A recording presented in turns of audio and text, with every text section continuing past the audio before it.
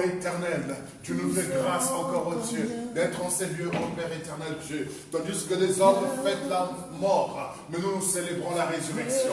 Nous célébrons la vie que nous avons en toi, Seigneur notre Dieu. Oh, réalisons encore la grâce que nous avons d'avoir quitté ce système, d'avoir quitté l'ignorance, d'avoir quitté la mort, la pauvreté, la sécheresse, la malédiction. Oh, la grâce que nous avons d'appartenir au royaume de notre Père, le royaume de son admirable lumière. Oh, merci pour ce transfert.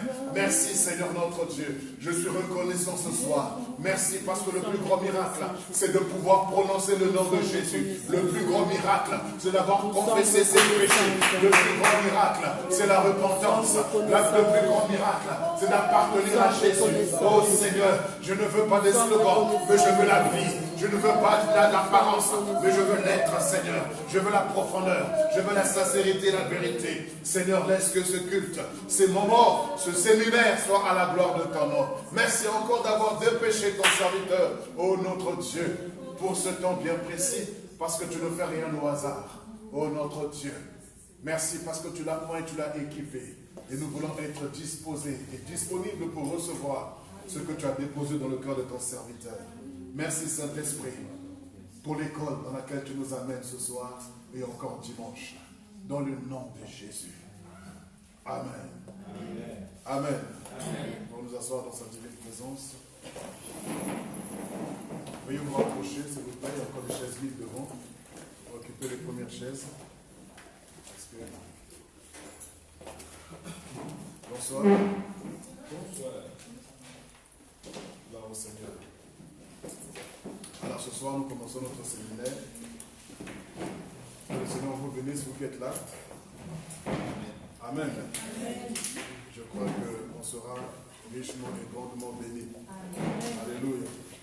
Nous sommes contents de revoir votre maman. Nous sommes contents de revoir votre maman.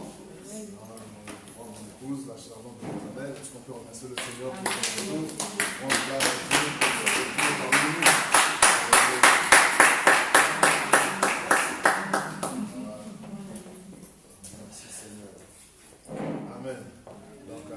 Dehors, on voit l'absence.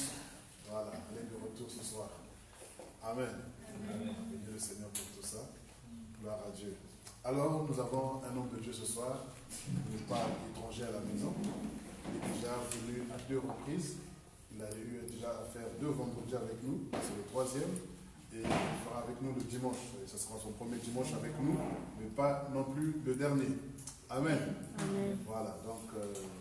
c'est un aussi des fils de l'apôtre Dadier, avec son jumeau, l'apôtre Timothée, qui aussi est déjà venu ici, l'apôtre Timothée, une fois en passant. Et nous bénissons le Seigneur parce qu'il est là. C'est un évangéliste, un homme qui a vraiment la soif, le cœur pour les âmes. Il fait vraiment des missions à l'intérieur du pays, au Congo-Brazzaville, vraiment dans des villages qui ne peuvent pas arriver.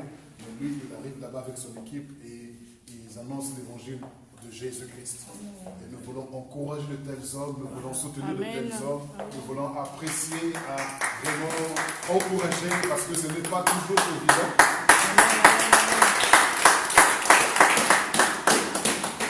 Et lorsque Dieu nous fera grâce financièrement, nous voulons penser à soutenir de telles missions, parce que ça ne va pas tarder. Amen. Alléluia. On va se donner de telles missions pour que Dieu fasse grâce, pour qu'il puisse avoir un véhicule avec un podium, avec les chaises dedans, tout notre équipement, pour qu'il puisse aller dans les villages et il s'installe là, il annonce l'évangile de Jésus, et puis plie bagage et continue sa route. Alléluia. Amen. Alors nous sommes heureux de le recevoir ce soir. Oui. Donc il est maintenant, le Seigneur il y a quelques années maintenant, il a mis à cœur de pouvoir mettre aussi en place une église. Donc il m'avait consulté pour ça, il m'avait longuement parlé, posé des questions et tout ça, et puis je l'ai encouragé. Et vraiment, on attend encore, le Seigneur lui a fait grâce d'avoir un lieu, et il est en train de faire un bon travail. Donc le ministère s'appelle le Centre Missionnaire, donc la Lumière des Nations. Alléluia. Ainsi que donc CMLN, Centre Missionnaire, donc Lumière des Nations. Donc nous voulons bien recevoir l'homme de Dieu. Alors je vous prie de bien vouloir vous lever et nous recevons sur le devant de l'évangéliste Sonis Pata.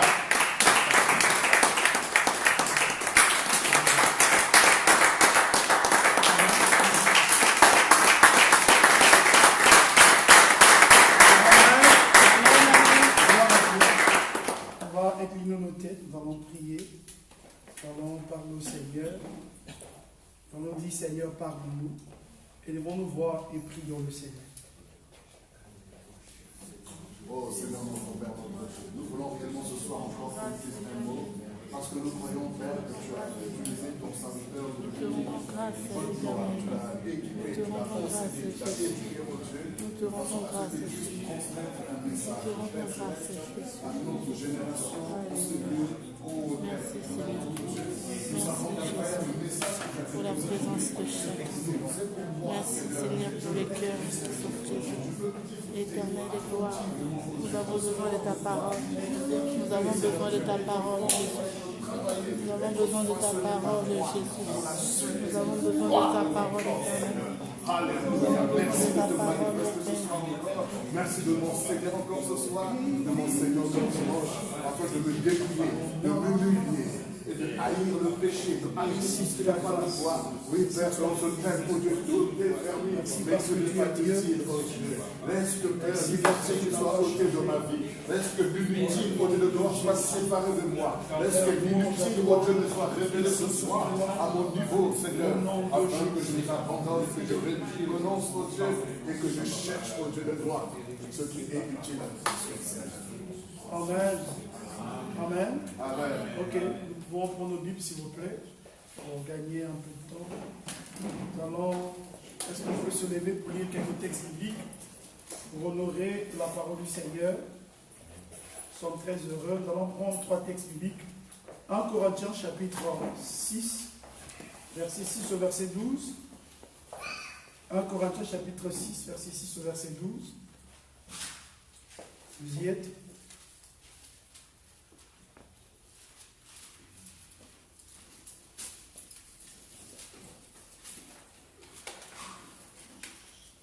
Amen. Ok, est-ce qu'on peut lire ensemble 1, 2, 3?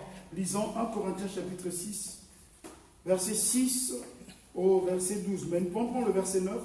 Mais pour mieux comprendre le contexte, on prend le verset 6 pour mieux. Amen. 1, 2, 3, lisons. Mais un frère a plaint contre un frère et celui devant des fidèles. C'est déjà certes un défaut chez vous que d'avoir des procès les uns les autres. Pourquoi ne souffrez-vous pas plutôt quelques injustices? Pourquoi ne souffrez pas plutôt? Laissez-vous plutôt dépouiller, mais c'est vous qui commettez l'injustice et qui vous dépouillez, et c'est envers les frères que vous agissez de la sorte. Ne savez-vous pas que les injustes n'hériteront point le royaume de Dieu? Ne vous y trompez pas, ni les débauchés, ni les adultères, ni les idolâtres, ni les efféminés, et les homosexuels, ni les voleurs, ni les cupides, les ivrognes, les outrageux, ni les ravisseurs n'hériteront pas le royaume de Dieu. Et c'est cela que vous y êtes, quelques-uns d'entre vous. Mais vous avez été lavés, mais vous avez été sanctifiés, mais vous avez été justifiés au nom de Jésus-Christ, par l'Esprit de notre Dieu. Tout m'est permis, mais tout n'est pas utile. Tout m'est permis, mais je ne me laisserai pas asservir par quoi que ce soit. Amen. Nous allons prendre un autre texte rapidement, Éphésiens chapitre 6, un texte que nous connaissons aussi parfaitement. Éphésiens chapitre 6, verset 1er au verset 3. Nous lisons 1, 2, 3. Enfants, obéissez à vos parents selon le Seigneur, car cela est juste. Honore ton père et ta mère, c'est le premier commandement avec une promesse, afin que tu sois heureux et que tu vives longtemps sur la terre. Amen. Vous pouvez vous asseoir s'il vous plaît.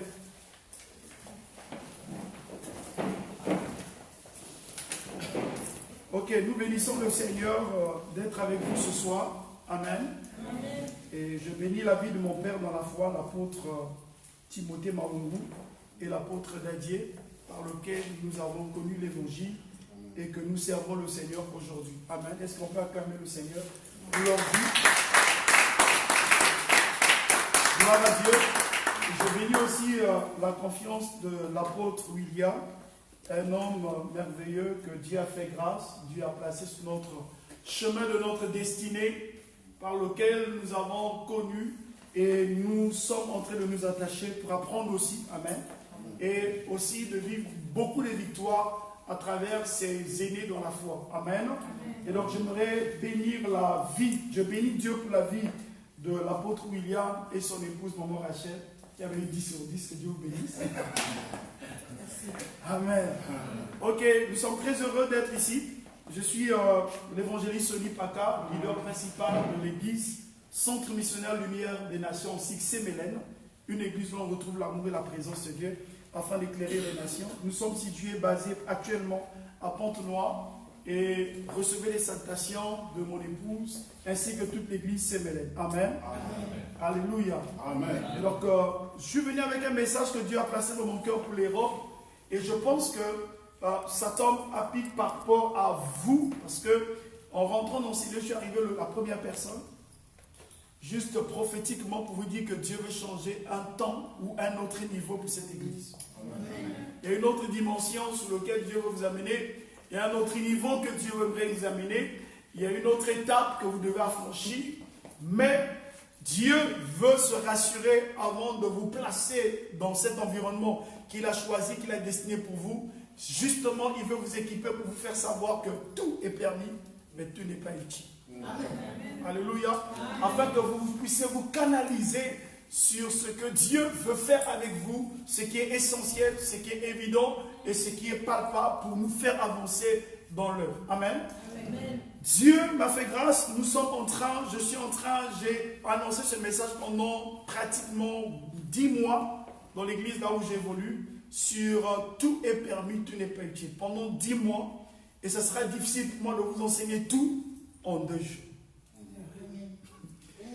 Si 10 mois, j'ai pris et actuellement je suis en train d'écrire un livre et sûrement plus tard février prochain, le livre sera sur le marché sur tout est permis, tout n'est pas utile.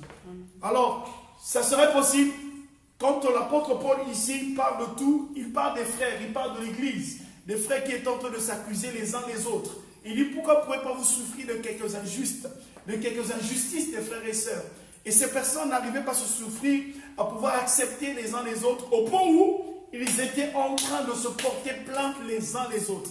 Et cela, ce comportement est en train de déplaire l'apôtre Paul. Et l'apôtre Paul pourrait dire, tout vous est permis. Vous faites comme les païens. Sachez-le que les idolâtres et les adultères n'hériteront pas le royaume de Dieu. Tout nous est permis. On peut tout faire. On peut faire comme les païens. On peut se comporter comme les païens. On peut faire tout le monde comme les Français, les Françaises, les Camerounais, les Camerounaises, les Ivoiriens. On peut faire comme tout le monde, comme les Congolais, les Congolaises. Mais il rappelle à l'église en disant, tout nous est permis, mais tout ne nous est pas utile.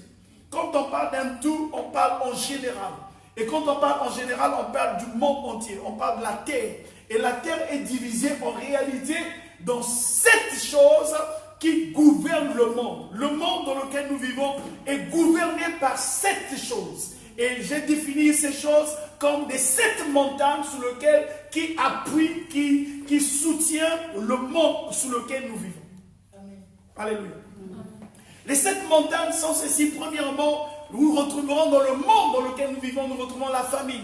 Nous retrouverons, deuxième montagne, nous retrouverons la religion. Après cette montagne, nous retrouverons l'éducation. Après l'éducation, nous retrouverons les arts et loisirs. Aujourd'hui, on entend beaucoup parler des arts et loisirs. Nous retrouvons 5e montagne, les médias dans lesquels nous vivons. Les médias influencent notre manière de vivre. Et 6e plutôt, nous retrouverons autour de ça la politique. Dans le monde que nous vivons, tu ne peux pas voir une nation s'il n'y a pas de politique. Alléluia. Et 7e montagne que nous retrouvons dans le tout dans lequel nous vivons, c'est la montagne de l'économie. Aujourd'hui, on parle des États-Unis comme la puissance à cause de leur économie. Aujourd'hui, il y a une guerre entre les États-Unis et la Chine à cause de la puissance économique qu'ils peuvent avoir. Donc le monde dans lequel nous vivons est résumé et circonscrit et soit appuyé sur 7 piliers, pour ne pas dire 7 montagnes qu'on appelle les montagnes dans le tout que nous parlons quand tout nous est permis. Est-ce que quelqu'un ici? Amen. Alléluia. Amen. Et c'est sur ça que nous, en tant que disciples, lorsque nous avons donné notre vie à Jésus, Christ nous a récupérés, Dieu nous a appelés, et Dieu nous a placés dans ce monde. C'est là au point où il dit ceci, il dit, ne savez-vous pas que je vous ai placés au milieu des loups? Dieu nous a positionnés dans un monde sous lequel il y a déjà un chef qui s'appelle Satan. Alléluia. Dieu nous a positionnés dans un monde dans lequel le prince de l'air gouverne, parce que le premier Adam lui a donné les clés. Mais, bonne nouvelle pour nous, il y a eu un deuxième Adam qui est venu sur la terre. Parce que le premier Adam était déjà né d'une manière mature. Or, dans l'état mature, il n'avait pas de fondement. Il fallait qu'il y ait un deuxième Adam qui puisse naître dans la chair, commençant à naître pour balayer. C'est-à-dire qu'il a vécu la naissance jusqu'à la maturité pour manifester le miracle de Dieu. Et donc, la bonne nouvelle, c'est que Jésus est venu pour nous sauver. Amen. Alors, sûrement, ce ne sera pas facile de parler de toutes les 7 montagnes dans toutes ces dimensions, mais nous allons voir par la grâce de Dieu, par lequel le mouvement de l'Esprit qui nous conduira. Et ce soir, j'aimerais plus parler pour nous, avec nous, ensemble, sur notre première montagne qu'on appelle la famille. Dis avec moi la famille. La famille. Alléluia. Amen. Il n'y a aucune personne sur la terre qui n'a pas de famille. Il n'y a aucun, dans le monde entier, même les animaux ont des familles. Même les lézards, les fourmis, les insectes, même les poissons, on pourrait dire la famille des baleines, tout a été bien classifié par Dieu. Dans la mer, on retrouve les baleines, les requins, on retrouve les carpes. Dans les eaux, par-ci, par-là, on retrouve une famille, une catégorie d'animaux ou de personnes par lesquelles qui ont les mêmes langues, les mêmes visions et qui parlent, qui se ressemblent un peu près. Alléluia. Tout cela, Dieu qui a créé la famille, c'est l'auteur de la famille. Et c'est vrai, à partir de Genèse chapitre 11, on voit les langues sur lesquelles Dieu va séparer les hommes pour placer les langues. Et nous parlons de la famille. En tant que disciples que nous sommes, en tant que frères et sœurs que nous avons accepté Christ, alors, j'aimerais me poser une question, nous nous posons cette question, suis-je dans quelle famille? Pourquoi on me dit tout est permis, mais tout n'est pas utile, mais dans la famille? Alors, il faut d'abord se situer, de savoir qui suis-je. Alléluia. La première des choses, c'est que tu es un esprit qui vit dans un corps. Pour nous qui avons accepté Christ, c'est là où on parle de la nouvelle naissance. La nouvelle naissance, la Bible dit que si tu n'es né d'eau et d'esprit, tu ne peux voir le royaume de Dieu. Nous avons deux choses qui facilitent la nouvelle naissance. C'est pour cela que Jean pourrait dire à tous ceux qui l'ont reçu, qui ont reçu la parole, qui est l'image de l'eau, ne peut être enfant de Dieu. Quand on a reçu la parole de Dieu, nous devenons enfants de Dieu. Au point où il dit que cela ne vient ni de la chair ni du sang, mais de l'esprit. C'est-à-dire, en tant qu'enfant de Dieu, Dieu nous a positionnés dans une famille qu'on appelle la famille spirituelle, la famille chrétienne, parce que Dieu devient notre Père. C'est la première famille. La deuxième famille, quand nous parlons de la famille, nous parlons d'abord en tant qu'esprit. L'esprit, l'homme est divisé en combien de parties? Trois parties. Esprit, l'âme et le corps. Donc dans les trois niveaux, nous avons trois familles. La famille de l'esprit, parce que nous sommes des esprits avec Dieu, et la famille de l'âme, sur lequel là nous nous retrouvons, parce que notre âme est là où est attachée notre foi. Et la famille dans laquelle nous appartenons, sur laquelle nous sommes nés physiquement. Est-ce que quelqu'un peut se dire? Donc en réalité, l'homme a combien de pères? 3 pères. Chaque homme sur la terre. Parce que dans leur esprit, ils sont esclaves. Ils ont pour père dans leur âme les musiciens, les féticheurs, qui leur donnent l'assurance, ou les horoscopes, ou peu importe, les magiciens qui leur donnent. Il y a d'autres même qui s'appuient sur les chansons mondaines pour avoir un peu la paix dans leur âme, sur lesquelles ils s'appuient. Ils ont pour leur maître, leur père. C'est pour ça que Jésus a dit, vous avez pour père Satan qui a menti, qui a volé, qui a escroqué d'elle. Je peux dire ça, le nez de ton père, le nez de ta mère. Quand on dit, certains disent, je suis créé à l'image de Dieu, à la ressemblance de Dieu. Mon gars, ce n'est pas ces caricaces-là. Caricaces-là que tu portes le corps est créé à l'image de ton père et ta mère. Je vais choquer quelqu'un. Quand on est créé à l'image de Dieu, ce n'est pas notre corps, c'est notre esprit. Dieu est esprit. Alors, à ces 3 niveaux de paix, ma plus grande question, c'est savoir comment honorons-nous chaque père dans toutes les dimensions. Est-ce qu'il y a quelqu'un ici? Le livre d'Éphésiens nous parle, la Bible déclare que honore ton père et ta mère pour que tu vives longtemps. Et nous commençons d'abord dans notre père qui est spirituel, qu'on appelle Dieu. Jésus-Christ, quand il est venu, il a dit lorsque vous prierez. Il n'a pas dit lorsque vous prierez, vous direz mon père. Il a dit lorsque vous prierez, vous direz notre père. Parce qu'en réalité, il vient lui nous amener dans une famille à cause de l'œuvre de la croix. C'est pour cela qu'il change le langage de disciple en disant, lorsque vous allez prier, vous n'allez pas dire le Père de Jésus. Il leur adopte. C'est là où on parle de l'adoption à cause de l'œuvre de la croix en disant, nous avons maintenant la possibilité d'appeler l'Esprit qui est Dieu, qui a créé toutes choses, notre Père. Alléluia. Donc il nous repositionne là où nous étions, il nous enlève. Là où on peut dire Dieu, on a peur de Dieu. On regarde Dieu comme de loin, non plus. Mais il crée en nous une relation, il vient briser la barrière pour nous faire rentrer dans une dimension familiale. Pas de serviteur, mais une dimension familiale. Au point où nous pouvons dire Dieu est mon Père. Et je peux dire scandaliser quelqu'un, si tu veux voir Dieu, il faut me voir. Jésus l'a dit, il a dit, si quelqu'un, celui qui m'a vu a vu le Père. Mais le Père, on ne le voit pas. C'est un esprit, c'est Dieu, le Créateur. Mais il dit, celui qui m'a vu, en réalité, il dit, la ressemblance de Dieu, je suis parce que moi, j'habite avec lui. Au point, il dit que moi et le Père, nous sommes un. C'est pour cela, dans Exode, il est écrit, celui que vous appelez saint, vous aussi soyez saints. Et Malachie prédit, vous honorez vos gouverneurs. Mais comment, quel est l'honneur qui m'est dû en tant que Dieu? Vous m'apportez des offrandes boiteuses, quel est l'honneur qui m'est dû? Alléluia. Ça, vous allez le retrouver dans Malachie 1, de 6 à 10. Quel est l'honneur? Donc nous devons savoir comment honorer Dieu. Notre Père qui est céleste, tout ne nous est pas permis, frère. Il y a des choses qu'il ne faut pas faire devant Dieu. Premièrement, comment honorer Dieu dans la sanctification et la crainte de Dieu. Apprends à considérer Dieu. Apprends à honorer ce Dieu-là dans la sanctification et la crainte de Dieu. Aujourd'hui, on s'est dit, tout nous est permis, on sort par là, on dit Dieu. Non, frère, le même Dieu peut te tuer à l'instant que tu parles. À l'instant que tu fais, il est capable de te tuer, de t'éliminer. Alors apprends à l'honorer. Quand on dit honorer, vient du mot en fait, ça veut dire respecter, craindre. C'est-à-dire que valoriser la personne. Tout ne nous est pas permis, oui, mais tout ne nous est pas utile. Apprends à honorer Dieu dans ton style de vie, dans ta manière de faire. C'est pour ça qu'il dit, regardez ce qu'il dit. Il dit à Moïse, ne t'approche pas de ce lieu, car ce lieu est un lieu saint. Premièrement, deuxièmement, comment honorer Dieu? Il faut l'honorer avec nos biens. Dieu que nous servons, le Dieu d'invisible, nous devons apprendre à l'honorer. Et troisièmement, nous devons apprendre à l'honorer avec crainte et tremblement, en vivant dans la vérité, frère.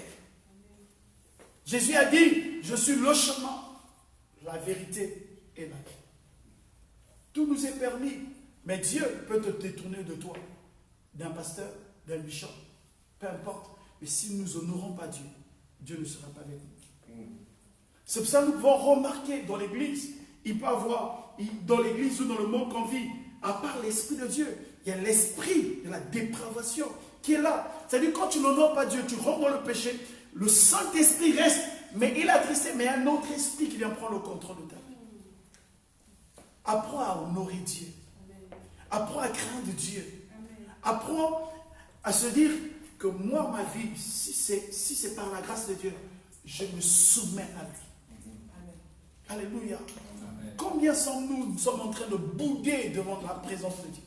Lorsqu'on rentre devant Dieu, on lui donne des ordres. Seigneur, demain, si n'agis pas, je ne vais plus prier. Impoli que nous sommes. Combien sommes-nous croyant que Dieu est un distributeur automatique? Combien sommes-nous? Nous croyons que Dieu, dans sa présence, on devient comme à l'hôtel ou bien je ne sais pas où, on a un mot de passe, on vient, Dieu fait un miracle, il fait. Dieu n'est pas un ordinateur. Dieu n'est pas un distributeur automatique. Dieu, il est Dieu, il fait comme il veut, comme il pense, à quel moment il veut. Au point où nous retrouvons aujourd'hui, beaucoup de personnes ne veulent plus prier parce qu'ils veulent penser que Dieu est leur coursier. Tu as pris ta voiture, tu as démarré, tu dis, bon, tu appelles là-bas, apportez ceci. Dieu n'est pas comme ça. C'est lui qui t'oriente, ce n'est pas toi qui l'oriente. Dieu, c'est lui qui nous oriente afin de nous amener au lieu sûr. Mais lorsque toi tu veux orienter Dieu, Dieu te lâchera, il t'amènera dans le désert. Alléluia. Tout nous est permis, mais tout n'est pas utile. Combien de fois nous rentrons dans sa présence, on dit Seigneur, assieds-toi là. Toi tu n'es pas sérieux. Regarde ce que j'ai fait, regarde ce que je fais, regarde ce que... Au lieu de l'adorer, au lieu de célébrer Dieu, on a un Père céleste. Apprends à honorer Dieu. C'est pour ça que j'aimerais vous parler de l'esprit. Vous êtes des esprits. Alléluia. Amen. Il est temps, bien aimé de la foi, que la chrétiennité ou les chrétiens puissent savoir ce qu'ils sentent. Tu es un esprit. Et si tu es un esprit, au point où on t'appelle fils de Dieu, tu dois apprendre à enfanter dans l'esprit. Tu dois apprendre à regarder, fonctionner comme Dieu fonctionne dans l'esprit. Beaucoup nous sommes bloqués nous-mêmes parce que nous ne comprenons pas notre nature. Alléluia. Ça, c'est notre première dimension pour dire que Dieu est esprit. Nous avons pour Père un Dieu qui est esprit. Alléluia. Donc, mon esprit, lorsqu'il est mort dans le péché, avant d'accepter Christ, quand j'accepte Christ, Dieu vient renouveler, réveiller mon esprit, restaurer, ressusciter mon esprit. C'est là qu'on appelle la nouvelle naissance. Mon esprit se connecte à Dieu. Et d'où je dois apprendre. Vous allez voir, il y aura maintenant deux sentiments dans mon cœur. La Bible déclare, les désirs de l'esprit sont contraires à ceux de la chair. En réalité, pourquoi? Quand à quel moment les désirs de ton esprit et ceux de la chair deviennent différents? Parce que c'est Dieu qui commence à dominer en toi par le Saint-Esprit. Mais étant donné que tu as la chair qui va toujours résister, c'est à l'apôtre Paul dit, je traite durement mon corps. Combien de temps passes-tu dans la prière pour restaurer ton esprit? Tout est permis, tu manges comme tu veux, tu passes tous les tours manger, Yoplait, tu manges tout, KFC. Combien de temps passes-tu dans le jeûne de la prière? Combien de temps passes-tu dans la méditation de la parole de Dieu pour nourrir ton esprit afin d'honorer Dieu? Alléluia. Nous sommes devenus des chrétiens internet, des chrétiens copie-collés. Alléluia. Bien-aimé dans la foi, un chrétien copie-collé ne vivra pas la parole de Dieu. Parce qu'il y a une chose qu'on transmet. La Bible de Dieu nous donne, ce que Dieu nous donne, il nous enseigne. Et ce que nous communiquons, c'est ce que nous avons vécu. Je peux vous prêcher ici, il y a d'autres qui viennent prêcher par connaissance. Mais cela ne produira pas la foi. Il y a d'autres qui viennent prêcher par révélation.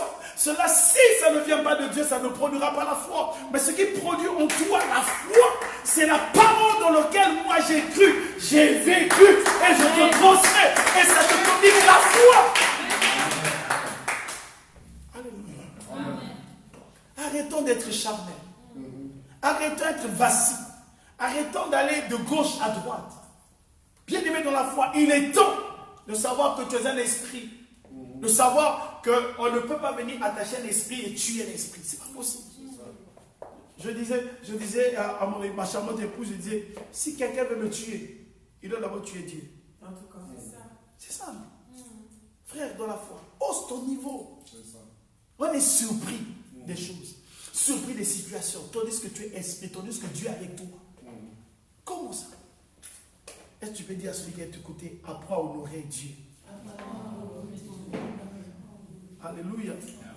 Il est temps. C'est pour ça qu'il y a des moments pendant que tu pries, les beaux saccarages. Commence à prier en esprit. Parce que quand tu montes en esprit, la Bible dit que le Saint-Esprit sent les profondeurs de Dieu. Alors il t'amène dans une autre dimension où tu sens les profondeurs de Dieu. Et ce que tu fais, ce n'est plus toi qui le fais. En réalité, le Saint-Esprit te pousse. Et toi-même te surpris. Tu n'as pas besoin de faire 40 ans pour prier. Non, tu as simplement de dire à quelqu'un, frère, repens-toi, reçois la guérison. La personne reçoit parce que tu as appris à t'associer avec Dieu. Amen. Deuxième des choses, notre deuxième Père que nous devons honorer, tout nous est permis, mais tout n'est pas utile, qu'on appelle notre Père dans la foi. À part le Père dans l'esprit, qui s'occupe de notre esprit, Dieu, nous avons un deuxième Père, qu'on appelle le Père dans la foi. Ceux qui ne connaissent pas Dieu ont pour Père de la foi les musiciens, les féticheurs, les historiens, les scientifiques. Ils croient sur tout ce qu'ils peuvent dire. Mais nous, en tant que disciples, comme l'apôtre Paul dit, même si vous pouvez avoir 10 000 maîtres, mais vous avez un seul Père qui vous a engendré dans la foi. Donc, en réalité, nous avons comme Père spirituel, c'est Dieu qui s'occupe de notre esprit. Mais autour de nous, nous avons des hommes qui sont des pères dans la foi, parce qu'ils viennent affermir notre foi, baser notre foi en Christ. Amen. Alléluia. Et c'est pourquoi, j'aimerais peut-être dire une chose, en fait, en réalité, c'est une erreur d'appeler un homme père spirituel. Parce que dans le monde de l'esprit, c'est Dieu qui s'en occupe. Mais lui, il s'occupe de ma foi. Et ma foi, il m'a fermé. Il me fait pousser dans la foi en Dieu. Alléluia. Alléluia. Amen. Gloire à Dieu. Maintenant, ce Père que nous avons dans la foi, pour d'autres, aujourd'hui dans l'église, vous avez un Père ici, c'est l'apôtre. L'apôtre William est votre Père dans la foi qui vous a engendré. Vous êtes dans son ministère. Vous devez travailler sur lui, l'écouter, l'honorer, le respecter. Alors nous allons voir comment ce qu'il faut faire, ce qu'il ne faut pas faire. Parce qu'à travers des actes que nous proposons, derrière le Père, dans la foi, notre vie peut être bénie, pas comme notre vie peut être maudite. Ça serait peut-être sûr de parler de quelques principes. Je ne vais pas étaler tous les principes parce que le temps nous est imparti. Mais je parle de quelques principes. Comment honorer son Père. En même temps, je vais lier les deux choses en même temps. Le Père dans la foi et le Père physique. Comment devons-nous l'honorer? Alléluia. Est-ce que quelqu'un me sait? Pourquoi nous devons l'honorer? Ce qu'il faut savoir en premier principe, c'est que la parole du Père a la vie. La parole d'un Père porte la vie. Peu importe le Père, peu importe le Père que tu peux avoir, si c'est un Père dans le spirituel, ou Dieu même, sa parole porte la vie. C'est pour ça que la Bible déclare, Christ dit que ta parole est esprit et vie. Dieu, quand il a parlé, l'homme est venu. Quand il a parlé, les animaux sont venus. Il a seulement parlé parce que dans sa parole, il y a la vie. C'est pour ça que vous devez faire attention à votre Père spirituel. Dieu, quand il parle, il y a la vie à l'intérieur. Vous devez faire attention à votre Père dans la foi. Lorsqu'il déclare une parole, à l'intérieur de sa parole, il y a la vie. Et s'il y a la vie, ça veut dire s'il y a aussi la mort qui accompagne la parole d'un Père. Alléluia. Et nous avons vu, pas seulement la sorcellerie, mais un père physique qui te dit, je vais voir là où tu vas réussir. Il n'est pas sorcier, mais en réalité, dans sa parole, il y a la possibilité de bénir et de maudire. Donc quand il déclare sa parole, il y a la mort. Et cette mort vient t'attacher à ta vie. C'est pour ça qu'il faut faire attention. Tout est permis, mais il faut faire attention. Ne fais pas chagriner le cœur d'un père. Parce que la Bible dit qu'un fils sage fait la joie de son père. Mais un fils est censé chagriner son cœur, le cœur de son père. Et lorsque le cœur est chagriné, bien aimé, ce n'est pas une bénédiction. C'est pour ça que la Bible dit la joie de l'Éternel fait ma force. Mais je m'imagine un jour, comme je ne l'ai pas encore lu, mais je sais, mais la colère de Dieu fera quoi? Alléluia. Alléluia. Est-ce que quelqu'un me comprend? Amen. Alléluia. Et c'est des choses, des petites choses en église. Genre, il a parlé, oh non, il m'a orienté, non, ça se met à côté, ça ne sert pas. Oh, c'est un homme comme moi. Bien aimé, il y a une différence. Un homme comme toi, bien sûr, mais la position qu'il occupe dans ta vie, ce qu'il te dira aura une influence parce qu'il est positionné un peu plus haut que toi. Alléluia. Alors tout nous est permis, mais là, tout n'est pas permis. Quand elle n'a pas ferme la bouche. Alléluia. Amen. Deuxième principe, toujours dans le Père. S'il faut savoir que le Père est porteur d'un sémence. Ce n'est pas le Fils qui est porteur d'un sémence, c'est le Père. Le Père, lorsqu'il porte une sémence plutôt, cette sémence bénie, vous remarquerez dans les couples, Un homme, ce n'est pas la femme. La femme peut être là, matin, midi, soir. Elle peut faire tout ce qu'elle peut avoir. Elle peut avoir toutes ces mauvaises périodes, toutes ces périodes favorables. Mais s'il n'y a pas de sémence, il n'y aura pas d'enfant. Alléluia. Le Père porte la sémence.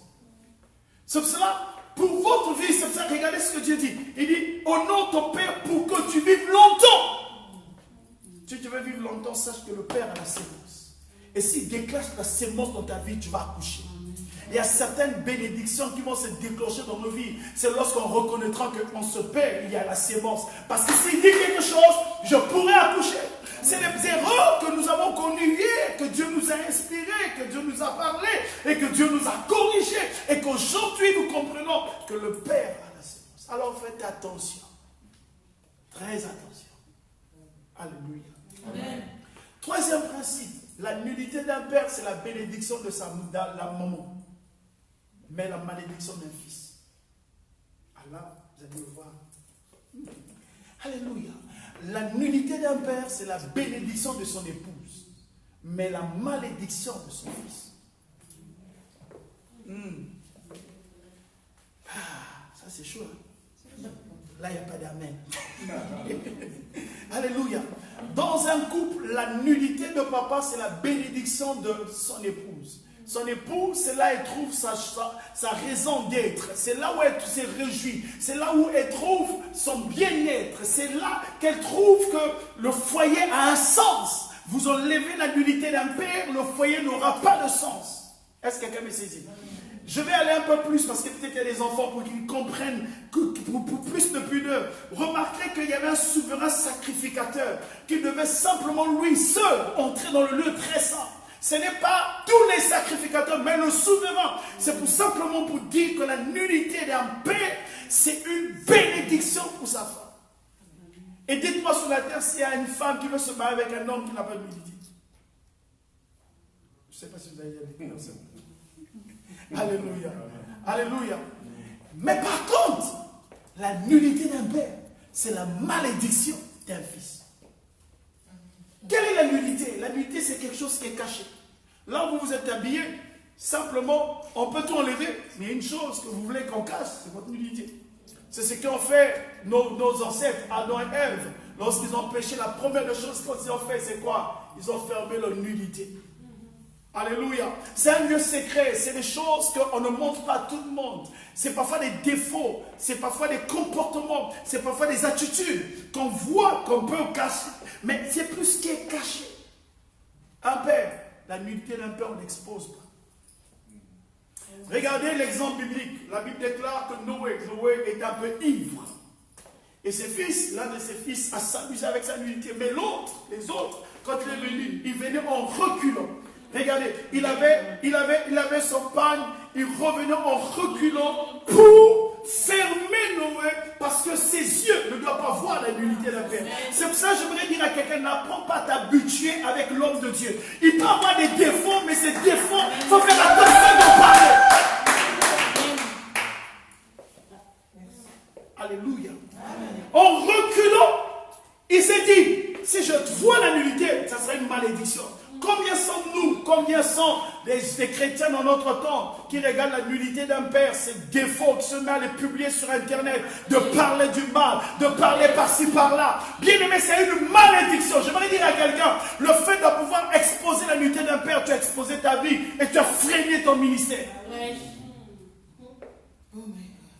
Ça se passe où dans l'église? Où l'on critique le pasteur.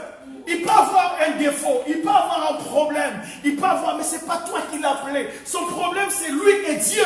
Nous sommes des frères, des fils, et les fils doivent apprendre à couvrir. Parce que Jésus dit, par l'apôtre Paul, il dit que l'amour couvre une multitude de péchés. Combien sommes-nous dans l'église? On peut même descendre dans les niveaux des aînés. Quand un frère a péché, on l'expose. Quand une sœur a péché, on regarde comme il est devenu démoniaque. Mais il n'y a plus d'amour.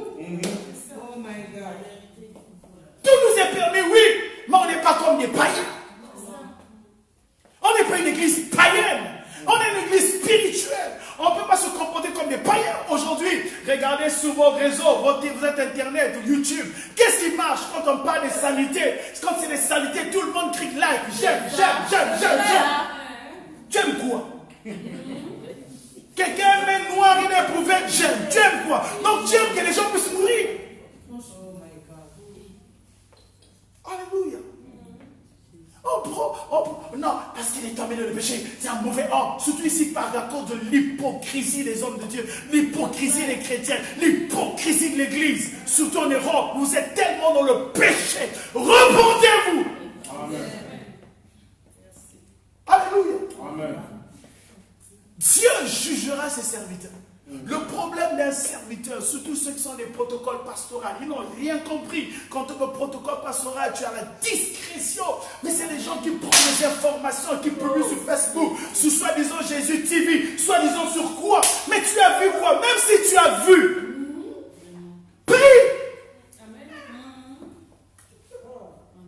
Et si c'était ton père, tu devais le faire. Ton propre père a commis des bêtises. Il peut faire n'importe quoi. Il rentre en retard. Pour lui, ce n'est pas un problème. Mais quand c'est un pasteur, c'est un problème. Mais oui, mais les deux sont des pères. Amen. Dieu, il tue comme il veut. Tu as déjà accusé Dieu sur Internet? Vous qui m'écoutez, répondez-vous. Amen. Alléluia. Nous sommes dans quelle époque? Tout nous est permis, mais tout n'est pas utile. La nullité, c'est la bénédiction. Laisse les défauts à la femme du pasteur. Laisse tous ces défauts-là à la femme. Il n'y a qu'un qui supporte ces défauts-là. Mets-toi en prière. Mets-toi dans la chaudière. Ferme. Les gens pendant votre pasteur est mauvais. Non, moi, depuis que je reconnais, il n'est pas mauvais. Parce que je suis en train de couvrir. Je ne couvre pas parce que j'ai besoin de couvrir. Mais je couvre parce que je prie pour qu'il change de vie.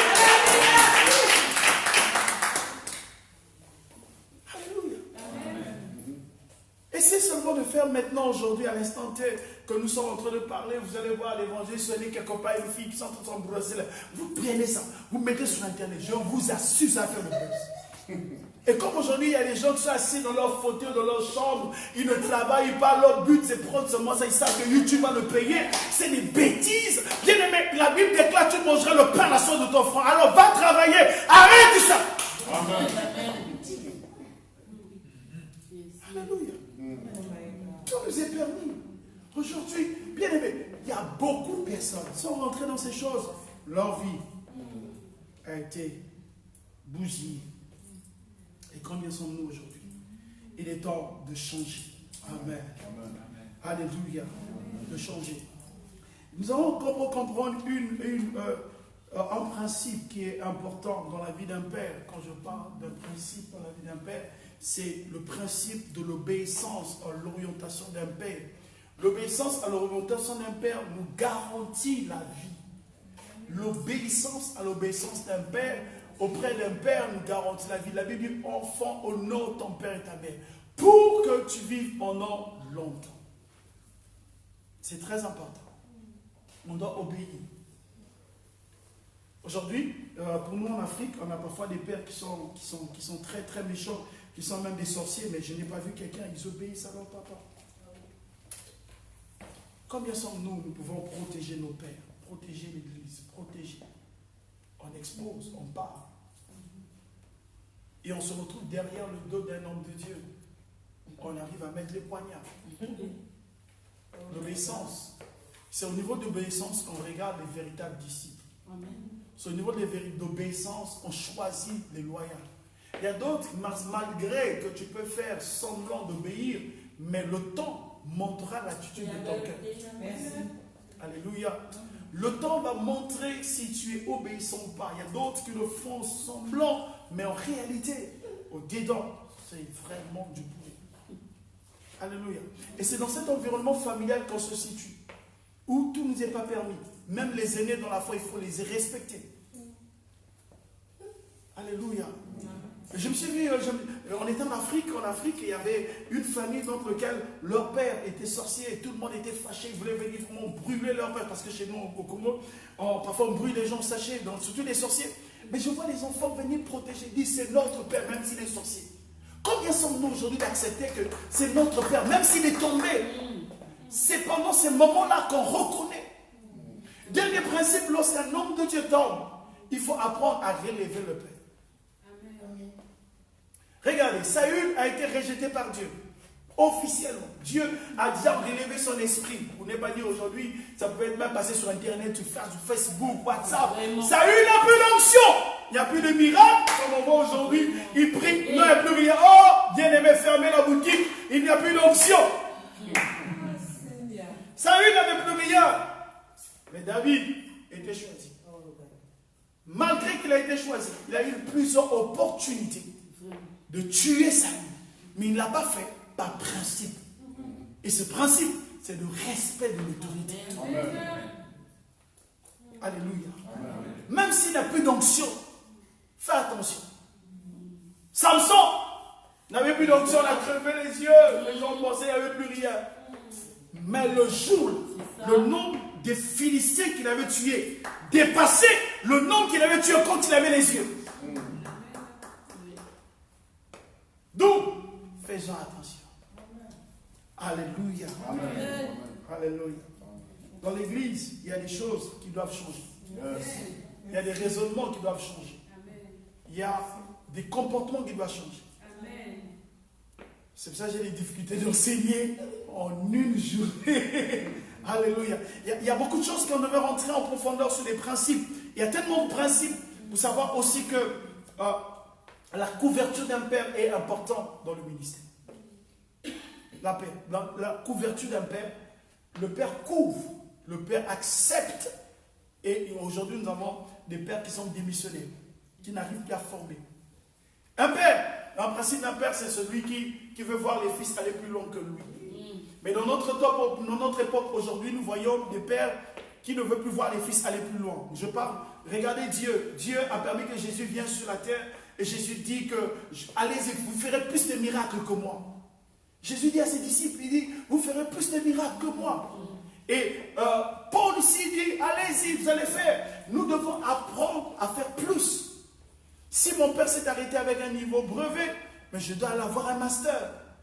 La joie d'un père physique, c'est là où vous êtes, je ne suis pas sûr et certain qu'un père qui a tous ses 5 sens bien assis, accepte que son enfant arrête les études. Non. Exemple au CP, non. Il voudra, même si ce n'est pas son appel, il voudra toujours pousser l'enfant d'aller plus loin dans les études. Pourquoi? Ça c'est naturel, c'est la nature d'un père. Un père c'est celui qui propulse, c'est celui qui pousse, c'est celui qui engage, c'est celui qui s'investit dans les fils, parce qu'il sait son héritage, ce sont les fils. Amen. Mais aujourd'hui, dans l'église, nous n'avons pas de père, nous n'avons plus de père. Dans le milieu physique, ça se manifeste. Mais dans le milieu ecclésiastique, mais il y a d'autres qui sont en train de démissionner. Ils pensent que dans l'église, il n'y a que lui. Le pauvre, il ne peut plus investir sur les âmes, mais investir sur les fils. Parce qu'il se dit, dès qu'un fils commence à faire plus que lui, non, il doit arrêter le ministère. Frère, tu es en train de détruire la vie de ceux qui doivent être ta ressource, tes ressources demain. Et lorsqu'on apprend à s'aimer, on mangera demain. Paul a dit que celui qui ne sème pas ne moissonne pas. Et c'est normal si j'ai sémé dans la vie des enfants. Et comme dit l'apôtre Paul, que ce que fait part de tes biens, celui qu'on en sème. Est-ce que quelqu'un me sait? Alléluia. Et aujourd'hui, nous avons des pères qui démissionnent de leur fonction de père. Au lieu de former, au lieu d'encadrer, au lieu d'orienter, au lieu de canaliser, au lieu de reconnaître, mais il se met à tuer, à détruire, à égorger, à tuer, à dire, en fait, en se plaçant seulement, il n'y a que lui qui a l'onction. Bien aimé, il y aura un moment où tu mourras. On voit bien dans le livre de Actes des Apôtres, chapitre 5, vous allez voir verset 35, verset 36, la Bible nous parle de 2 personnes, on parle de Judas. Ils avaient réuni des foules. Judas de Galilée, ils avaient réuni des foules, mais après, quand ils sont morts, plus rien. On reconnaît l'efficacité de l'œuvre après la mort de ceux qui ont commencé. On va lire ce texte, ça me vient à l'esprit. Actes des Apôtres, chapitre 5. Tu as des problèmes, hein? Tu as des problèmes, là. Alléluia. Ok. Actes des Apôtres, chapitre 5, verset 36. Qui peut lire rapidement? 35, 36, 36, 37. Actes des Apôtres 5, 36, 37. Qui peut lire? Ok. Car il y a pas longtemps que apparu Théodas qui donnait pour quelqu'un et auquel se ralliaient environ 400 hommes. 400 ok.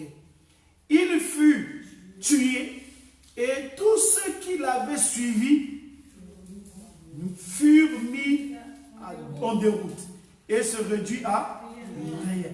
On continue. Deuxième. Après lui, il apparut Judas le Galiléen. À l'époque, récemment, et il attira du monde à son parti. Il périt aussi. Et tous ceux qui l'avaient suivi se dispersent. Alléluia. Voyez deux leaders, voyez deux pères. Ils ont remis des foules, 400, beaucoup de personnes, mais ils n'ont pas pu baser, former, équiper, préparer pour demain. Mais lorsqu'ils sont morts, mais comme ils n'avaient rien fait, comme c'était eux les superstars, comme ils ne sont pas là, c'est lui Alpha, Oméga. Quand tu n'es pas là, il n'y aura rien. Alléluia. Et Judas le Galiléen aussi, c'est pareil. Il a réuni le monde, beaucoup de monde. On peut avoir 10 000 églises, on peut avoir beaucoup de personnes se disent, il n'y a que moi la star quand je ne suis pas la personne. Mais un vrai père, c'est lorsqu'il n'est plus qu'on reconnaît les fruits. On voit les fruits parler, on voit pas un néant. Quand il y a le néant, quand il n'y a rien, ça veut dire que vous avez échoué la mission. Et si dans votre église, c'est pareil, il est temps de changer. Il est temps d'apprendre. Il est temps, si vous venez forcer le vieux, papa, forme-moi. Amen. Alléluia. Amen. Alléluia. Amen. Mais je sais que vous êtes au pied d'un apôtre qui vous forme, qui vous canalise. Alléluia. Et cela est important. Et aujourd'hui, nous voyons des œuvres, des ministères. Après l'alpha, oméga, il n'y a plus rien. Il est temps que ça change. Alléluia. Amen. Nous allons prendre une deuxième montagne rapidement, si Dieu veut, pour que demain, ou dimanche, on va aborder peut-être quelques montagnes pour apporter, à part la famille, il y a beaucoup de choses à dire dans la famille que nous devons respecter. Ne pas parler au dos des parents et respecter les parents, même votre père biologique. Vous devez l'honorer, vous devez le respecter. La fin de l'année, s'il y a une possibilité, faites-lui une offrande, achetez une chemise. Faites du bien à vos parents. Ne soyez pas ceux qui... Non, c'est le démon, c'est... Non. Jésus a dit quoi? Faites du bien à ceux qui vous persécutent. Dans Marc 5, faites du bien. Les gens te persécutent, toi tu fais souvent faire, non, c'est le sorcier de ma famille. Oui, mais comment il reconnaîtra que Dieu est avec toi? Alléluia. C'est le sorcier, oui, c'est celui qui t'envoûte. Non, pasteur, je ne peux rien faire. Parce que tu me vois là, ça fait déjà 4 ans, je vois son visage chaque soir. Quand je ferme les yeux, oui, ce sont des illusions. Même si tu le vois tous les soirs, achète quelque chose. Fais du bien. Parce que la Bible déclare, c'est comme des charbons ardents que tu mets sur sa tête. Le bien peut couvrir ta bénédiction. Peut aussi changer sa vie. Même si c'est le tout dernier magicien, mon gars, il fait du bien. Amen. Mais c'est pas comme ça, non, j'envoie le feu, j'envoie le feu, j'envoie le feu. Et même Jésus n'a pas permis à ses disciples d'envoyer le feu. Mais vous envoyez le feu tous les soirs.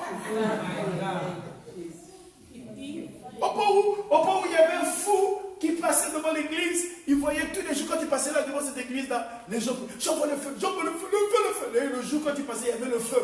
Alors, les gens étaient en train de dire, il y a le feu. Oui, tous les jours où je passe ici, il y avait le feu, il proclamait. Mais là, il a le feu. Et je dis, attends, le fou s'y parle. Alléluia. Et ça va changer. Faites du bien, tout nous est permis. Il y a certaines bénédictions dans ta vie, parfois même le blocage de ton mariage. C'est simplement parce que tu n'as pas pu encore réaliser que mon père, même s'il est mauvais, on lui a quelque chose de bon. On lui a une séance. Que je dois lui faire du bien. En lui faisant du bien, je t'assure qu'il ne te dira pas grand chose. Il dit, ah, mon cœur m'a été touché. C'est déjà une bénédiction pour toi. Amen. Tiens, celui qui a t'écouté, apprends à faire du bien à tes parents. Amen. Alors, deuxième montagne que nous voulons voir rapidement, c'est la montagne de la religion. Alléluia. Tout nous est permis, mais tout nous est pas utile. La montagne de la religion. Il y a beaucoup de choses à dire là-dessus. Nous allons résumer les choses pour que vous ayez des bases. Parce que demain, vous allez sortir de cette salle. Vous allez aller quelque part, mais vous ne devez pas faire la religion. Parce que d'autres m'ont dit, pasteur, on était mieux là-bas, on était mieux dans notre hôtel, parce que là-bas, Dieu nous parlait. Mais dans la salle, on ne pense pas que Dieu était venu là. En réalité, tu es religieux. Ah, dis-moi Amen. Amen. Bon, ne me chasse pas. Amen. Dieu n'est pas venu sur la terre former, Jésus n'est pas venu sur la terre former une religion. Donc même dans la Bible, on parle de la religion que 4 fois. Le mot religion ressort dans la Bible au maximum que 4 fois. Mais le mot royaume ressort dans la Bible plus de fois. Alléluia. Quand on parle de royaume, on parle règne, on parle domination. Dieu, Jésus n'est pas venu sur la terre former une religion. C'est pour ça que je ne suis pas d'accord et je ne serai pas d'accord lorsqu'on me parle que je suis dans le christianisme. Ça, c'est le problème. Je ne suis pas dans le christianisme, je suis en Christ et je marche selon les paroles de Christ. Parce que pour un royaume, ceux qui sont dans le christianisme, c'est pour ça qu'on a compris que la religion la plus impolie sur la terre, c'est le christianisme. Oh my God. Toutes les religions, les bouddhistes, ils sont honorables, ils respectent, mais le christianisme, c'est un problème. Alléluia. Nous devons sortir de la religion. Avoir une religion, c'est quoi? Quand on parle de religion, on parle dans la Bible, dans l'idolâtrie, dans Ésaïe. La Bible déclare, il nous présente le païen.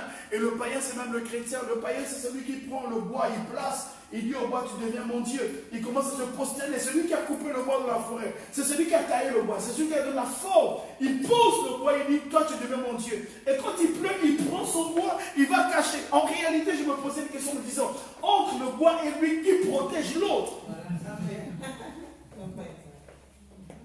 Il y a d'autres, c'est pas seulement le bois, c'est les chapelets. Il y a d'autres, c'est pas seulement les chapelets, c'est de la pierre, c'est des étoffes, c'est des pagnes, c'est quelque chose d'autre. Et c'est ce que nous vivons aujourd'hui. Nous sommes devenus religieux. Au point où lorsqu'on vient à l'église on vient ouvrir la Bible. Tu es religieux. Il y a d'autres aujourd'hui qui viennent prier seulement à l'église. Tu es religieux. Dieu ne nous a pas appelés à une religion. J'aimerais dire à quelqu'un, Dieu ne nous a pas appelés à une religion. Tout nous est permis, mais tout n'est pas utile. La vie chrétienne doit être une vie d'adorateur. Et Jésus est venu dire, il est temps, mon Père recherche les vrais adorateurs. Dieu n'a pas besoin des chantres. Dieu n'a pas besoin des stars, des osigueurs. Chez nous, on appelle des osigueurs. C'est-à-dire des gens qui viennent de l'église, il faut les payer pour chanter. Dieu a besoin des adorateurs. Et il y a un pasteur qui disait, regardez dans notre, c'est vrai une religion, on rentre dans une église, vous remarquerez que les instrumentistes ne donnent pas les offrandes.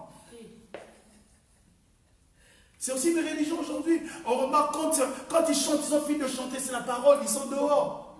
C'est la religion. Nous sommes en train de bâtir une religion qui ne dit pas un mot, même dans ce qu'on appelle église de revers. Au point où notre culte devient un culte hebdomadaire, mais pas un culte individuel. Dieu, avant d'être pour tout le monde, il est d'abord pour toi. Avant de présenter le Dieu partout, il doit être d'abord ton Dieu. Est-ce que Dieu est vraiment ton Dieu?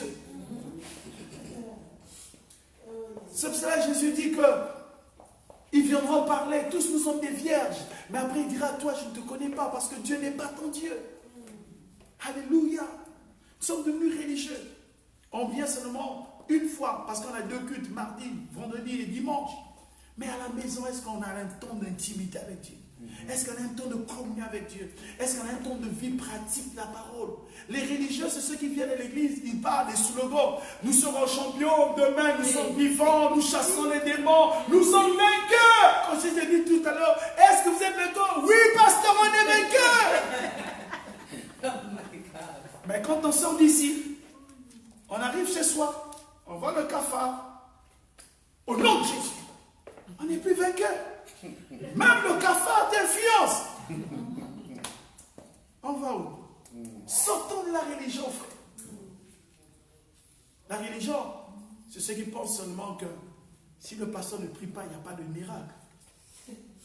Tout est centré. Aujourd'hui, nous sommes en train de créer une religion autour des hommes de Dieu. Les hommes de Dieu deviennent la star, deviennent le plus star. Il n'y a que lui qui peut opérer un miracle. Non, Jésus a dit, voici les signes et les miracles qui accompagneront ceux qui auront cru. Amen. C'est possible que tu imposes des mains dans la maison pour ton enfant, ta femme qui est malade, que Dieu opère un miracle. Si ça ne marche pas, appelle ton pasteur. Aujourd'hui, tout est centré sur l'homme de Dieu. Maintenant, dans l'église, on a de la culte de la personnalité. Où seulement quand l'homme de Dieu rentre, on doit arrêter tout ce qu'on fait pour honorer l'entrée de l'homme de Dieu. C'est la religion, nous devons changer. Tout nous est permis, mais tout n'est pas utile. Ça nous amène au culte de la personnalité. Où on dédie la star, où on déduit une façon de faire pour les hommes. Bien aimé, ce n'est pas pour les hommes, c'est pour Dieu. Ça doit changer. Nous sommes des simples instruments que Dieu utilise. Nous sommes des simples instruments que le Seigneur utilise comme il veut, où il veut. Ce n'est pas parce que j'aurais fait un miracle, mais que vous devez regarder l'apôtre Paul, les Pierre et Jean, quand ils ont guéri le paralytique, ils disent, quand le paralytique est entré dans notre vie, qui t'a guéri? Ils disent Pierre, il dit non, ne nous regardons pas nous sommes rien, mais regardez plutôt à Christ. Notre regard ne doit pas être fixé vers les hommes de Dieu, mais vers Christ. Amen. Quand l'église se détourne de Christ, devient une religion. On se fait nommer des papes, des archibishops. On se fait nommer des archevêques. Je ne suis pas contre les titres, mais seulement je suis contre l'emploi et le fonctionnement de ces titres dans l'église. Oh my God. Nous devons changer. La religion. La religion tue. La religion, c'est lorsqu'on vient malmener le peuple, on ne leur montre pas la vérité, mais on leur donne une image, donner les choses. On ne fait pas ce qu'on prêche. Mais nous, on prêche, mais on ne vit pas ce qu'on prêche. La religion, c'est contre l'église. L'église est père de repères. Il commence à honorer un homme. J'étais scandalisé de voir dans une des vidéos récemment, de voir qu'on est en train de célébrer un homme avec beaucoup d'argent, l'entrée. Je me suis dit, est-ce que c'était l'entrée triomphale de Jésus à Jérusalem? Peut-être je ne vous ai pas bien vu. Peut-être j'étais encore dans le tour de Jérusalem. Je cherchais l'âne. Je n'ai pas vu l'âne.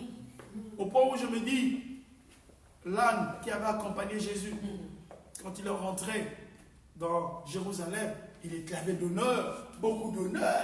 Il a laissé Jésus. Mais je suis sûr, à son retour, l'âne a croisé d'autres ânes. Il dit, mon gars, quand tu es rentré là, il est tapé là, mais où? Ah, mon gars, tu sais, c'est la personne que je portais qui m'a fait des honneurs. Amen. Dieu nous fera des honneurs, mais on ne s'attache pas à ces honneurs parce que Dieu peut enlever les honneurs. Amen. Alléluia. Amen. Combien sommes-nous? Nous sommes devenus religieux. On ne prie plus. On n'écoute plus la parole de Dieu. La parole de Dieu n'habite plus abondamment parmi nous. La parole de Dieu doit habiter abondamment parmi nous, dans nos décisions, dans notre fonctionnement, dans notre manière de faire, dans nos réflexions. Dans tout ce que nous pouvons faire, il faut que la parole de Dieu habite abondamment parmi vous. Est-ce que dans ta bouche, lorsque tu parles, dans toute la journée, est-ce qu'il y a même un verset biblique qui sort? Vous savez seulement KFC, vous savez Internet, vous savez WhatsApp, vous savez les euros, vous savez les cartes bancaires, vous savez les crédits, le problème social, HLM, ça vous connaissez. Vous connaissez les heures de train, ça vous connaissez. Mais vous ne connaissez pas les versets bibliques. Tout nous est permis, c'est bien, mais ce n'est pas utile. Ce que tu connais là, ça passera. Mais ce qui ne passera pas, tu ne le connais pas. Et comment veux-tu être l'habitation de Dieu en esprit si tu ne connais pas la parole? Lorsqu'on sort de la religion, on devient l'habitation de Dieu. Dans la religion, on nous fait savoir que c'est l'homme qui cherche Dieu. Mais dans la communion avec Dieu, Dieu se manifeste vers ceux qui ont soif de Dieu. Vous pouvez venir tel que vous êtes ici. Parfois, une seule personne peut vivre le miracle. Il y a d'autres qui sont venus peut-être pas enthousiastes. Je n'ai pas dit toi. Il y a d'autres qui peuvent venir aussi peut-être parce que, bon, je n'ai rien à faire à la maison. Mais il y a d'autres qui sont venus avec la soif. C'est la soif qui détermine le miracle. Quand il y a la soif, Dieu regarde la soif et il opère. Mais quand tu n'as pas la soif, tu viendras perdre le temps et tu diras Dieu n'est pas bon. La gloire de Dieu est manifestée par ceux qui ont la soif. Moïse a dit, fais-moi voir ta gloire. Amen. Il en avait soif. As-tu soif de Dieu? Vis Dieu au quotidien. Sors des 4 murs. Sors de l'environnement religieux. Sois un adorateur. Alors je vais parler rapidement, lorsqu'on devient dans la parole de Dieu, on vit 5 choses, 5 effets de la parole de Dieu en nous. Les 5 effets rapidement. Premier effet, c'est que la parole de Dieu nous donne la puissance de la création. Lorsque la parole de Dieu vient habiter en nous, elle nous donne la puissance de la création. Deuxième effet, c'est que la parole de Dieu nous rend agréable devant Dieu. On est agréable devant Dieu par la parole, frère. C'est vrai que par la foi, mais la foi vient de ce que l'on entend. Ce que l'on entend vient de la parole de Dieu. Donc, c'est la parole de Dieu qui nous rend agréable. Troisième des choses, c'est que la parole de Dieu nous sanctifie. Jésus a dit à ses disciples, vous êtes sanctifiés par ma parole. Le fait de pouvoir lire la parole tous les jours et bien nettoyer ton esprit. Et surtout ici avec le problème émotionnel. Alléluia. Quatrième effet de la parole, elle guérit toutes sortes de maladies. La Bible dit, dans leur détresse, ils crièrent à l'Éternel. L'Éternel envoya sa parole. Et sa parole les guérit. La parole guérit de toutes sortes de maladies. J'ai vite compris quelqu'un qui disait, j'aime dans le sida, Seigneur, pasteur, est-ce que Dieu peut me guérir? En réalité, je lui ai dit, la parole va te guérir. Toutes sortes de maladies. D'autres croient seulement c'est la fièvre. Mon frère, même le cancer, Dieu guérit. Cinquième effet, c'est qu'elle apporte la réussite et la prospérité. La Bible dit que le livre de la loi ne se l'emporte dans ta bouche, médite le jour et nuit, afin d'agir fidèlement selon tout ce qui est écrit. C'est alors tu réussiras. C'est alors tu auras du succès. Le succès ne se trouve pas ailleurs. Le succès ne se trouve que dans la parole de Dieu. Bien aimé dans la foi, sortons des 4 murs pour être des véritables adorateurs afin de vivre dans la parole de Dieu. La religion aussi a des dangers. La religion nous pousse, nous amène vers l'enfer. Mais ceux qui vivent en Christ hériteront le royaume de Dieu. Amen. Amen. Amen. Alléluia. Amen. Pour finir, venir à l'église ne dérange pas Satan. Venir à l'église ne dérange pas Satan. Mais quand on commence à manifester la parole de Dieu, c'est là qu'il tremble. Venir à l'église, venir au culte ne dérange pas Satan. Il est même content. Mais c'est lorsque cette parole entre en toi, tu commences à manifester la parole. Tu laisses la parole, le libre accès de se manifester, de devenir chair en toi. Parce qu'il faut que la parole devienne chair en toi. Il y a un niveau de puissance que nous pouvons atteindre, c'est lorsque la parole devient chair en nous. Jésus a dit quoi dans Jean? Il dit que la parole, et au commencement de la parole a habité par nous et s'est faite chair. Il faut que ta chair devienne le panneau de la parole. Quand les gens te voient, ils ne voient pas seulement ton caricature, mais ils lisent en toi la parole. La parole, elle devient chair. Lorsqu'elle devient chair en toi, elle transforme toute ta vie. Elle change ta garde-robe. Elle change tes attitudes. Elle change ton comportement. Elle change même ta manière de parler, ta manière de faire. C'est là où Satan a peur. Parce que c'est si tu découvres les puissances ou les secrets de la parole, tu vas détruire ces choses.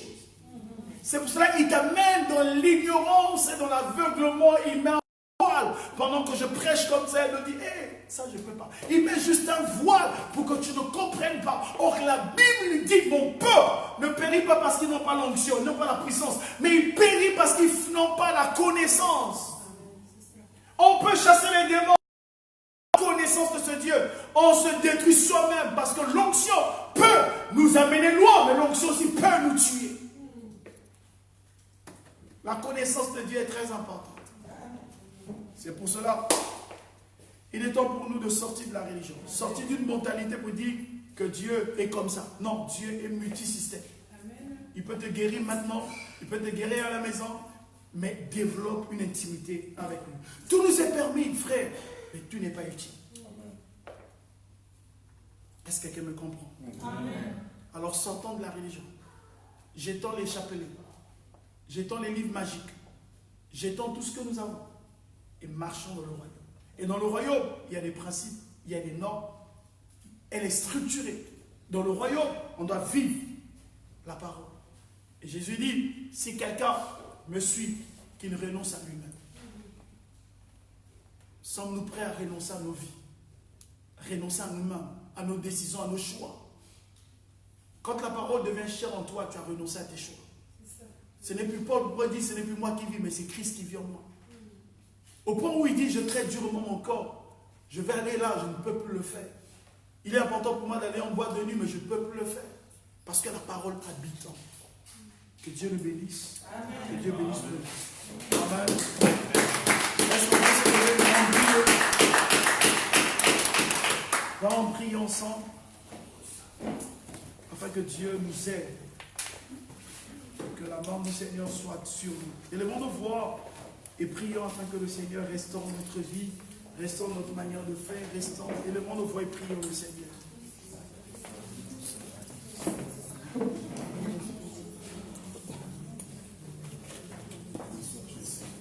Regarde si tu as commis des erreurs. Il est temps de parler au Seigneur, de dire Seigneur, corrige-moi. Seigneur, façonne-moi. Seigneur, je veux changer. Seigneur, je veux te servir. Seigneur, je ne t'ai pas honoré. Seigneur, je me suis éloigné de toi. Seigneur, j'ai commis le péché. J'ai besoin de toi. Et le monde voit, prions le Seigneur. Prions le Seigneur. Oh Jésus, nous venons à toi. Seigneur, autrefois nous avons mal fonctionné. Autrefois nous avons sous-estimé tes principes. Autrefois nous sommes passés au culte de la personnalité. Autrefois nous nous sommes égarés dans les raisonnements des hommes. Autrefois nous sommes égarés dans la sagesse humaine. Nous avons confondu au Dieu d'Abraham l'évangile et le développement personnel. Autrefois, Seigneur notre Père, nous nous sommes égarés dans ta parole. Alors restaure-nous. Seigneur, aide-nous à marcher selon ta parole. Restaure nos vies. Façonne notre raisonnement dans le nom de Jésus. Que ta fidélité, Seigneur. Merci parce que tu es Dieu. Merci parce que tu es roi. Au nom de Jésus.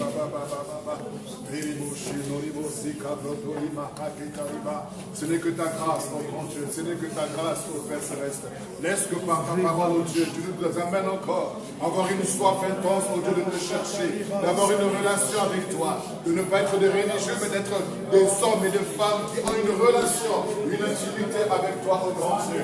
Afin que, Père, par cette intimité, que nous ayons soif d'étudier la Bible, de la méditer, oh grand Dieu, afin que les effets produits par la parole, oh Dieu, soient notre partage, oh Père Céleste, et que véritablement, oh mon Dieu, on ne soit plus, Père Céleste, des hommes et des femmes qui cherchent à le naturel pour le surnaturel, mais que nous manifestions le surnaturel, que nous manifestions naturellement le surnaturel, car nous sommes des esprits, oh Dieu, éternel, notre Dieu, nous sommes des Oh, ce n'est plus moi qui vis, mais c'est Christ qui vit en moi. La nouvelle naissance de l'esprit, oh Dieu, la nouvelle naissance de l'esprit, Viens transformer mon langage. Viens transformer ma vie. Je veux m'abandonner en toi, Seigneur. Tout vous est permis à la mais je réalise à cause de ce que je porte, à cause de la nature de Dieu. Et il y a des choses que je ne veux pas lui faire. Il y a des choses, des principes que je dois honorer. Alors apprends-moi, Seigneur. Apprends-moi à vivre sur ta parole. Que je chasse de mon cœur tout ce qui est sûr, tout ce qui est impur, tout ce qui est, Père Céleste. Oh mon Dieu, abominable devant toi. Parce que tu as dit que les homosexuels, les papas de gloire, les efféminés, oh Dieu, les menteurs, les lâches, n'hériteront pas le royaume. Seigneur, donne-nous d'abord de la crainte pour toi, Seigneur, de la crainte pour toi, oh Dieu, à haïr le péché, Seigneur. C'est toutes ces formes, c'est les bosses, et la consécration, et véritablement la consécration, Seigneur, et la consécration. Alléluia. On se cache à toi, ô Éternel. On avance, on progresse, on s'épanouisse en toi, ô Éternel. Nous avons confiance en toi, Seigneur. Nous dépendons de toi, ô grand Dieu. Oh Seigneur, ma vie t'appartient. Mes pensées t'appartiennent. Notre esprit t'appartient. Notre âme, notre corps. Tout est à toi, ô Dieu. Nous t'appartenons, Seigneur. Nous t'appartenons, notre Dieu. Nous t'appartenons, Seigneur, notre Dieu. Oh, tu es l'air que nous respirons, notre Dieu. Tu es la vision, oh, que nous voulons, Père Céleste, atteindre, oh, notre Dieu. Tu es notre vision, notre provision, oh, éternel. Car sans toi, Père, nous pouvons rien faire sans toi. Nous avons besoin de toi, Seigneur. Nous avons besoin de ta grâce. Alléluia. De ta fidélité. intimité de Dieu. Nous avons besoin de toi, Seigneur. Nous Tu as avons dit besoin si de tu toi, crois, ô tu Dieu. seras sauvé. Toi et toute ta famille. Jésus, tu as dit si tu crois, tu seras sauvé. Toi et toute ta famille. Je le crois. Je le crois. Je suis que ton salut Merci, Seigneur, pour ta parole. Merci, Seigneur, pour ta parole. Merci, que mon ton Dieu, salut pour ta vienne, parole. Seigneur, de toi. Ton salut dans ma famille. Merci, Seigneur. Ton salut dans mon foyer, Seigneur. Alléluia. Merci, notre Père. Merci. À cause du temps qui passe, que tu prennes le temps ce soir de revoir cet enseignement qui a été apporté, que tu prennes le temps de réfléchir sur ta marche, ta façon de voir ton Père qui est l'éternel notre Dieu, le Père dans la foi et le Père dans la chair, que tu vois ta relation avec la famille, que tu vois ta relation avec les frères et sœurs, parce que la famille également sont composées de frères et sœurs. Et nous avons besoin, en tant que frères et sœurs, d'avoir une véritable relation. C'est ce qu'il en appelle la communion fraternelle. Et dans cette communion fraternelle, il y a des principes que nous devons respecter. Car il a dit, aimez-vous les uns les autres, soumettez-vous les uns aux autres. Il a dit également, soyez des serviteurs des uns et des autres. Il nous a dit également de porter les fardeaux des uns et des autres. Alors, on doit être véritablement des véritables enfants de Dieu. Dans cette famille, nous voulons avoir une véritable relation selon le Seigneur. Alors que chacun réfléchisse sur cela, sur la religion également. Parce que Christ n'est pas venu apporter une religion, mais une relation. Alors c'est pourquoi dans cette relation, nous voulons une intimité avec lui. Nous voulons vivre réellement les effets de la parole. Et dire au Seigneur, dispose-moi encore pour recevoir la suite. Prépare-moi encore à recevoir la suite le dimanche. Que je puisse m'empresser de partager cela aux frères et sœurs qui n'étaient pas là ce soir. Oh Seigneur, merci. Merci encore de bénir ton serviteur.